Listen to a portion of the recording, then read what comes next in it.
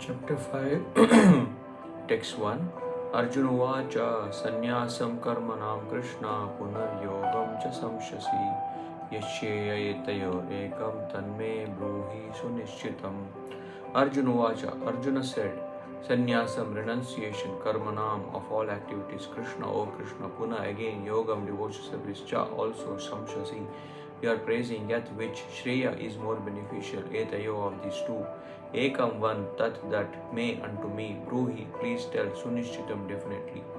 Translation. Arjuna said, O Krishna, first of all, you ask me to renounce work, and then again you recommend work with devotion. Now you will kindly tell me definitely which of the two is more beneficial. Purport. In this fifth chapter of the Bhagavad Gita, the Lord says that work in devotion service is better than dry mental speculation. Devotion service is easier than latter because being transcendental nature, it frees one from reaction.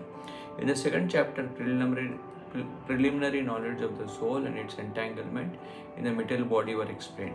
How to get out of this material engagement by Buddhi Yoga or devotion service was also explained therein. In the third chapter, it was explained that a person who is situated on the platform knowledge no longer has any duties to perform. And in the fourth chapter, the Lord told Arjuna that all kinds of sacrificial work culminate in knowledge. However, at the end of the fourth chapter, Lord advised Arjuna to wake up and fight being situated in the perfect knowledge. Therefore, by simultaneously stressing the importance of both work in devotion and inaction in knowledge, Krishna has perplexed Arjuna and confused his determination. Arjuna understands that renunciation in knowledge involves cessation of all kinds of work performed as sense activities. But if one performs work in devotion service, then how is work stopped? In other words, he thinks that sannyasa or renunciation in knowledge should be altogether free from all kinds of activity because work and renunciation appear to be incompatible. He appears not to have understood that work in full knowledge is non-reactive and is therefore the same as inaction. He inquires therefore whether he should cease work altogether or work with full knowledge. Shri Bhagavan Uvacha, second verse. Sannyasa karma yogascha nishreyasya karahubhau tayostu karma sannyasat karma yoga vishishyate. Shri Bhagavan Uvacha, the personality of Godhead, said, Sannyasa, renunciation of work, karma yoga, work in devotion, cha, also nishreyasa karo, leading to the path of liberation. Ubhau, both, tayo, of the two, but karma sannyasat, in comparison to the renunciation of fruitive work, karma yoga, work in devotion, vishishyate, is better. Translation. The personality of Godhead replied, the renunciation of work and work in devotion are both good for liberation, but of the two, work in devotional service is better than renunciation of work. Fruitive activities seeking sense gratification are cause for material bondage. As long as one is engaged in activities aimed at improving the standard of bodily comfort, one is sure to transmigrate to different parts of the types of bodies. Therefore, by continuing material bondage perpetually, Srimad Bhagavatam 5:4-6 confirms this as follows. Nonam pramatte kurute vikarma yadindriya pritaya apranoti nasadu manye yad atmanoyam asan apikleshada asadeha parabhavastavad jato yavan najignasata atmatattvam yavat kriyastavadidam manovai karmatmakam yena sharira bandha evam mana karma vasham prayukte avidyayatmani upadiyamane pritirnayavan mai vasudeve namuchyate deha yoge natavat. People are mad after sense gratification and they do not know that this present body, which is full of miseries, is a result of one's fruitive activities in the past. Although this body is temporary, it is always giving one trouble in many ways.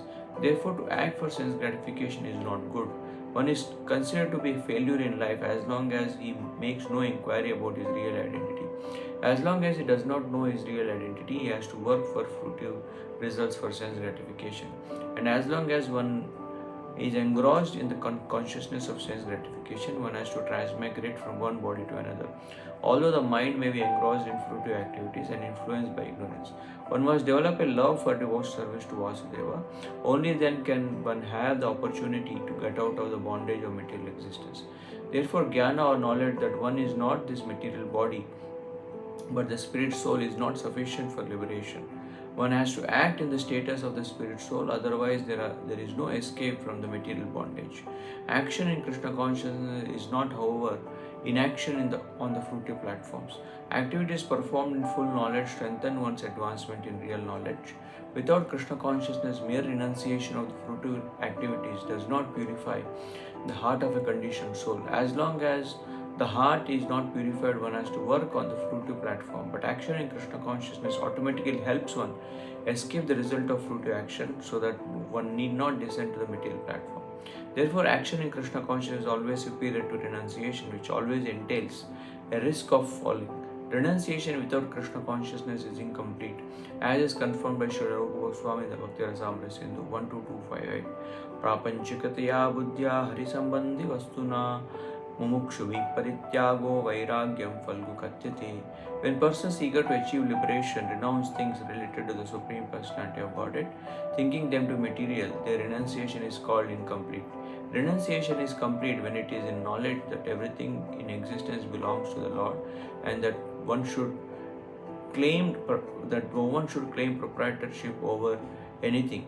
One should understand that factually nothing belongs to anyone.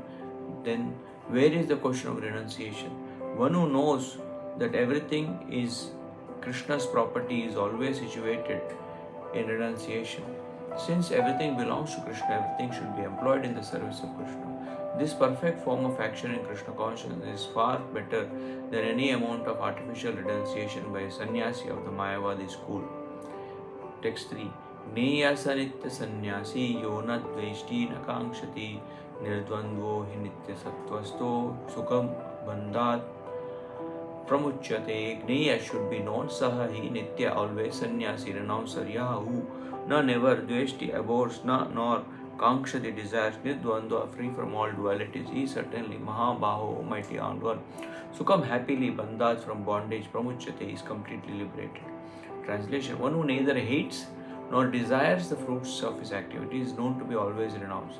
Such a person, free from all dualities, easily overcomes material bondage and is completely liberated, O mighty armed Arjuna.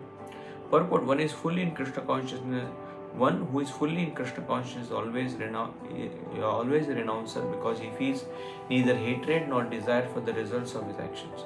Such a renouncer, dedicated to the transcendental loving service of the Lord, is fully qualified in knowledge, because he knows his constitutional position in his relationship with Krishna.